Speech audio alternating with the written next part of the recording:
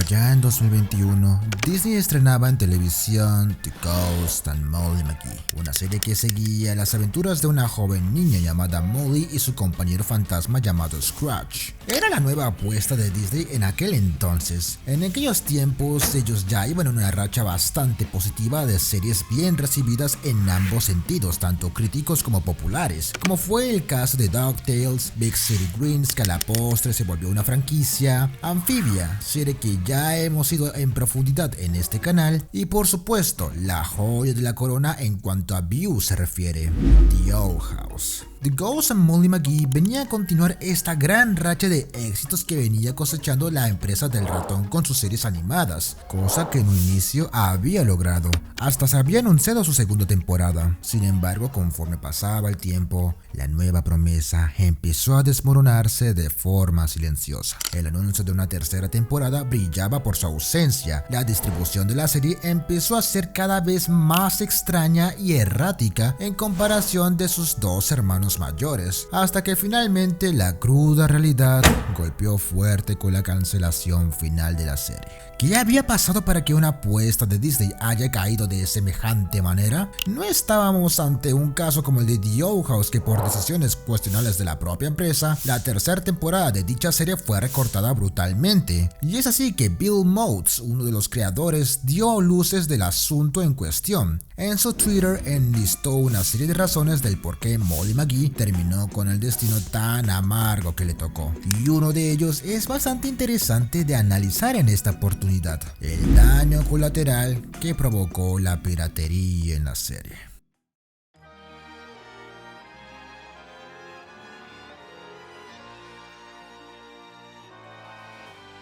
¡Arg! ¡La piratería! Definitivamente todos aquí la practicamos, y sí, eso me incluye a mí. ¿De verdad creen que voy a pagar las membresías anuales de Adobe? Obviamente no. Es el acto de tomar y distribuir una propiedad de un tercero sin su consentimiento, y abarca distintas ramas.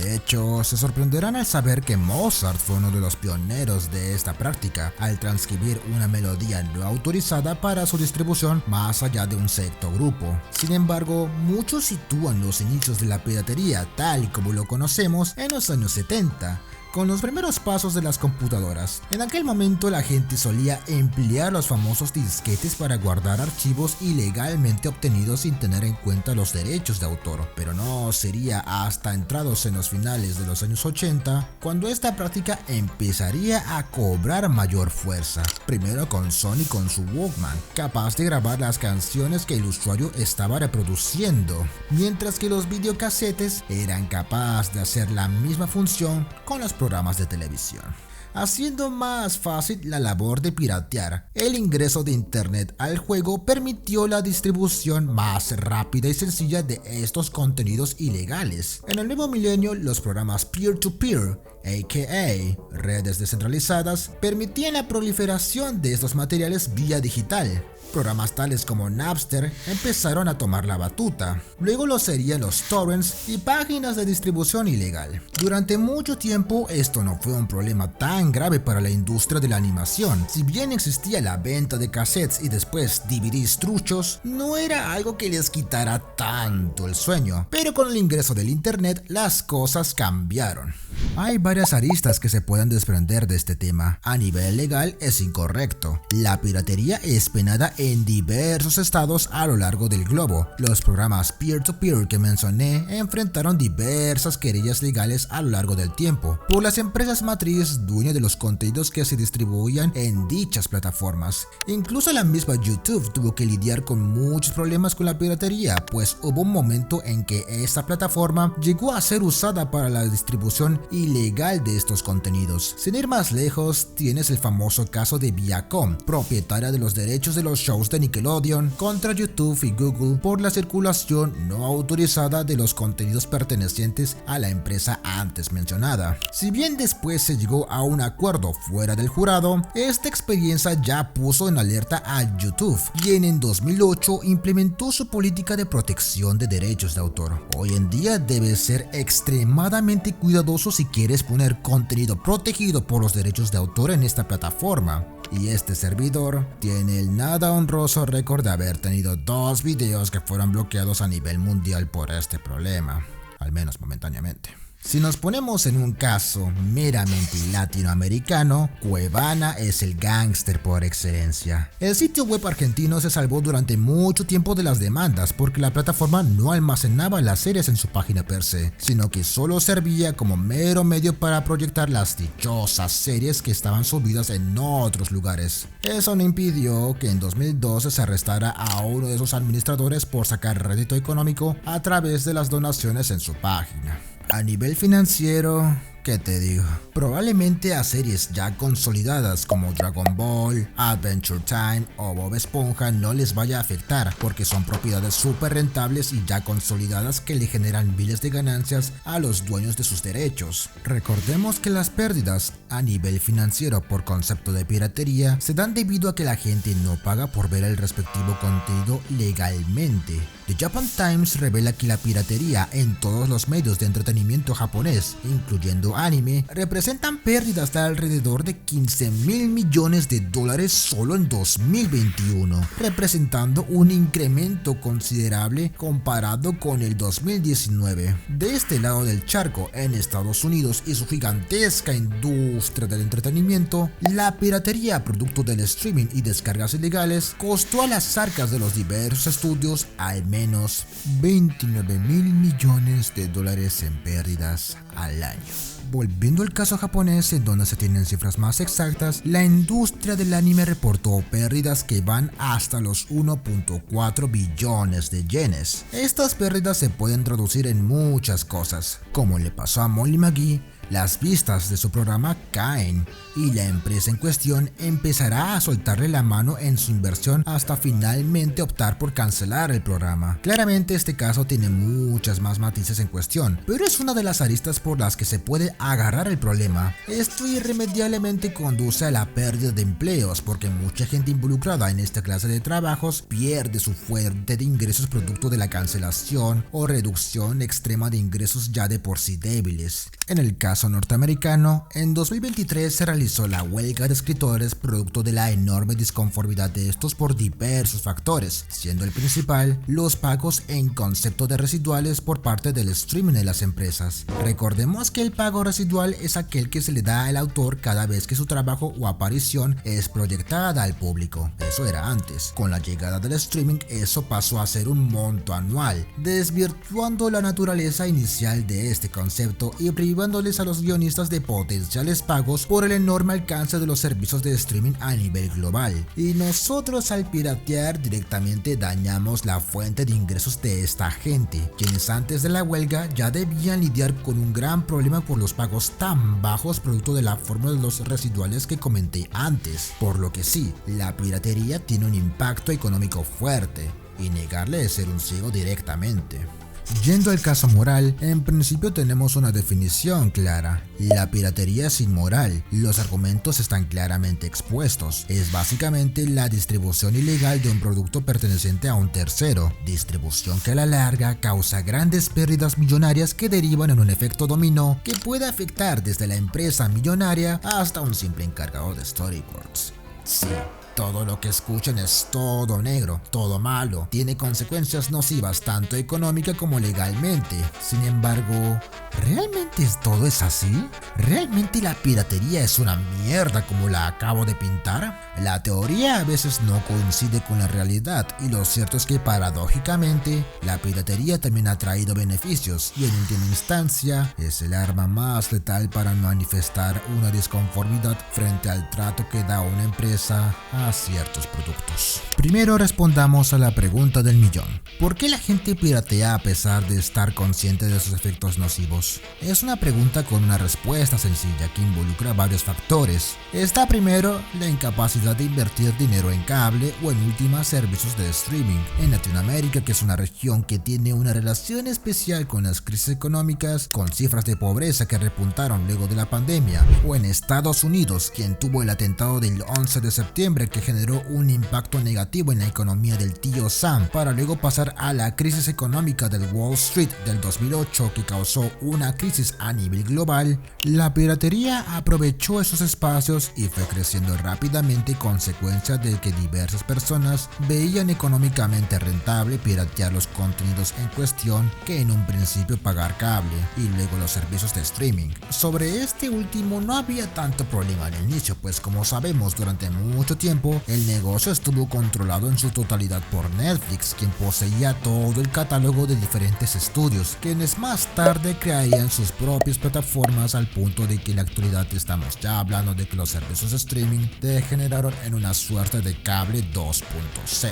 Sin embargo, aunque la piratería ocasione pérdidas económicas, paradójicamente contribuyó al crecimiento de la popularidad del anime en Occidente. Desde hace tiempo, los shows japoneses eran desjaponizados en América producto de la distribución de las casas televisoras, quienes hacían adaptaciones y doblajes al inglés que llegaban a cambiar groseramente detalles del material original. Uno de esos casos fue el de Hayao Miyazaki cuando trajeron a Princess Mononoke a Occidente. Disney, a manos de Harvey Weinstein, decidieron americanizar el producto para que sea tolerado por el público americano. De ahí la famosa anécdota de la espada de samurái mandada por Miyazaki, con la nota de no cortes. Pues la empresa de Weinstein era conocida por la edición descarada de los productos japoneses que hacía, o también el caso de 4Kids y las censuras al material original que provocaron que la esencia original se perdiese y a la postre afectaba directamente a la popularidad de la obra en cuestión. ¿Alguna vez se preguntaron por qué One Piece, que es el rey del anime en Japón, no pudo replicar el mismo éxito en Occidente? Bueno, esto se debió a una mala localización y distribución de esta por 4Kids. Y ahí es donde aparece un protagonista que es conocido en estos lares por ser la plataforma del anime por excelencia, Crunchyroll.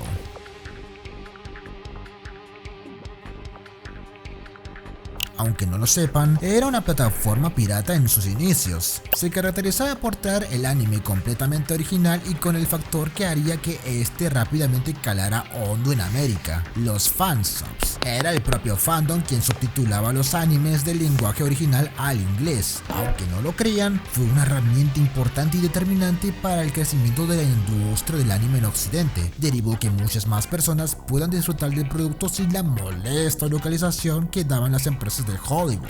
El surgimiento del YouTube también tuvo que ver. Había un tiempo en donde se podían ver animes enteros a través de esta plataforma. Incluso los AMV clásicos jugaron un rol para la consolidación de la comunidad otaku.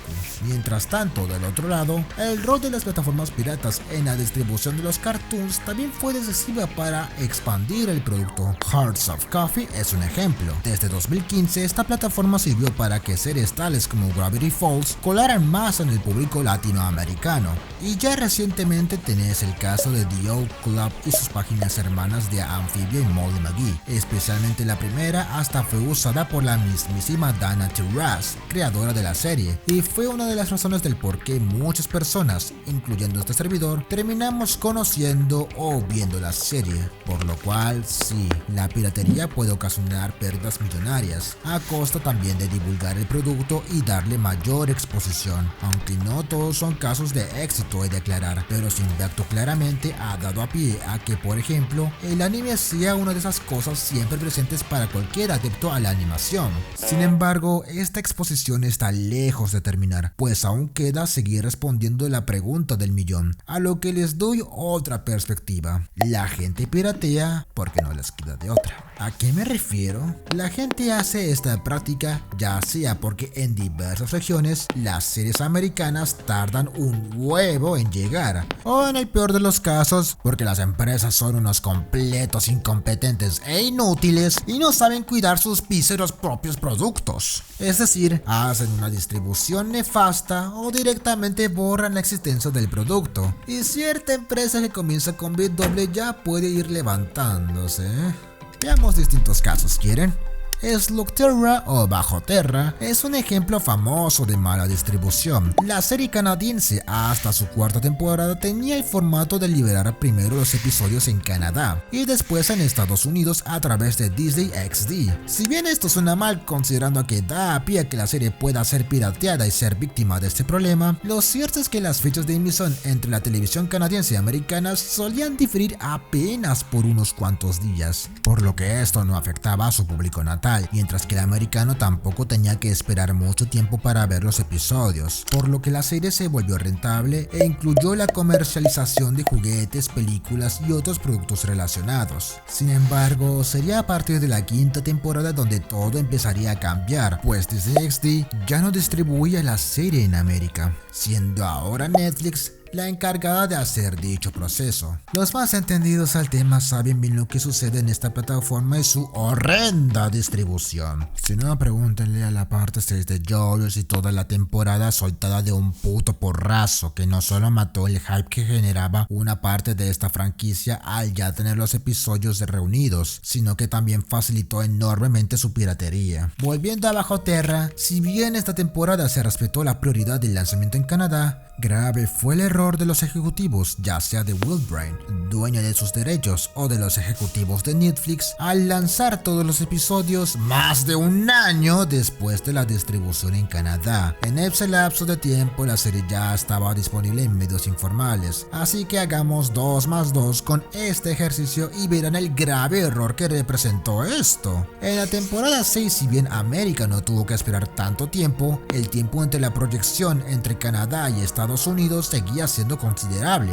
Los primeros 2 especiales se lanzaron con casi 3 meses de antelación en la tierra del Yukon, mientras que inexplicablemente los últimos 2 fueron lanzados primero en Estados Unidos en Netflix, lo que ahora terminaría afectando al público canadiense. Y no solo eso, en tiempos de distribución por parte de Disney, en diversos casos se ha reportado que las series se distribuían primero en Asia por razones prácticamente inexplicables. Es una práctica que llegó a pasarle incluso a Amphibia, por lo que sí, tenemos un caso en donde la penosa distribución de una serie facilitó enormemente su piratería, y desgraciadamente aquí los distintos encargados de distribución se durmieron ferozmente cual Blancanieves se tratase. Y hablando de Disney, creo que ya todos hemos visto recientemente casos en los que los de Orlando se les apagó el cerebro a la hora de distribuir sus series. Volvamos con Amphibia, pues esta también ha sido víctima de una penosa distribución, específicamente en sus momentos cumbre. En True Colors, Disney, por razones que siguen sin explicación a día de hoy, pospuso la emisión del episodio indefinidamente, todo para que al final se descuiden y el episodio salga distribuido accidentalmente en iTunes. Asimismo, la distribución de la serie en Latinoamérica fue una que directamente te da leucemia. Pongamos el ejemplo del episodio final de la serie, The Hardest Thing. El episodio salió en emisión en Estados Unidos convenientemente en la fecha de cumpleaños de este servidor, 14 de mayo del 2022. En LATAM, el episodio tardó más de año y medio para Disney Plus y casi 2 años para ser emitido regularmente en televisión. Esta clase de distribuciones mal hechas son piezas fundamentales para comprender la piratería. Ambos casos se presentan inconsistencias en sus respectivas programaciones, siendo el segundo básicamente un no queda opción, dado al nulo interés de Disney por mejorar su servicio de distribución en Latinoamérica. Sin embargo, existe un caso aún más atroz, en donde la piratería ya deja de ser inmoral y pasa a ser no solo el arma más efectiva para castigar a una empresa, sino también para salvar a un producto de su entera eliminación. Damas y caballeros, les presento el caso de la Warner Brothers.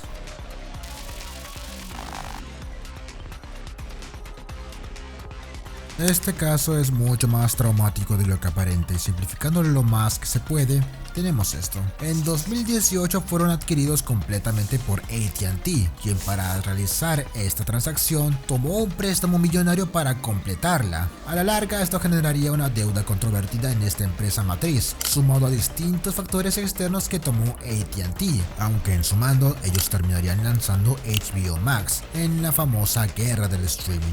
Y déjenme decirles que no salieron bien librados de ella, desde ser más caro que Netflix en cuanto al servicio de streaming sin anuncio se refiere, hasta poseer características inferiores como el no permitir la descarga de sus contenidos para el plan de $10 que incluye anuncios. Nunca fueron competitivos frente a los monstruos que eran Netflix y luego Disney Plus, y una vez que la plataforma fue rebrandeada a simplemente Max por la fusión entre la Warner y Discovery, perdería suscriptores también por este motivo. Por estos factores es que en 2022 AT&T decidió deshacerse de Warner. No podían pagar la deuda contraída y tenían cada vez más aprietos económicos, así que vino Discovery y se fusionó con Warner, y con ello vino una hecatombe de proporciones bíblicas. Con motivo de reducir su carga impositiva, la nueva Warner se deshizo de todos los materiales que le generaban pérdida con el fin de reducir los impuestos generados si es que aún seguían siendo listados dentro de sus declaraciones ante el gobierno, y dicha maniobra fue muy agresiva. Final Space, Close Enough, OKKO o Infinity Train fueron algunas de las víctimas de esta movida tan agresiva y nefasta en una maniobra de Warner por salvar la deuda.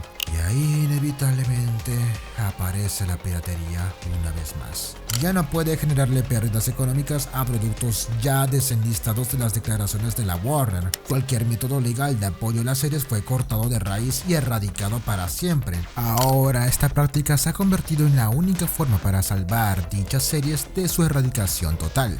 Olan Rogers u Owen Dennis, creadores de Final Space e Infinity Train respectivamente, declararon que ahora la piratería era la única forma de poder visualizar sus series, y ya en el caso de Rogers era la única forma para que él siga teniendo los episodios en los que trabajó para su propia serie. Un caso muy triste considerando que las decisiones ineptas de una empresa trajeron consigo que después se tengan que tomar medidas muy drásticas para salvar lo que aún se podía salvar. Son estos casos donde la piratería salva a una serie de su extinción masiva y ayuda a su preservación. Hemos ido a través de diversos aristas y puntos en este tema. Hemos visto los diversos efectos, problemas, razones y causas dentro de la piratería en la industria de la animación. Con toda esta información, podemos cerrar con esta conclusión. La piratería es un mal necesario. Cierto, genera pérdidas en varios factores, es ilegal en varios países, moralmente es cuestionable, pero a su vez ayudó a que muchas cosas que vemos hoy en día se hagan populares.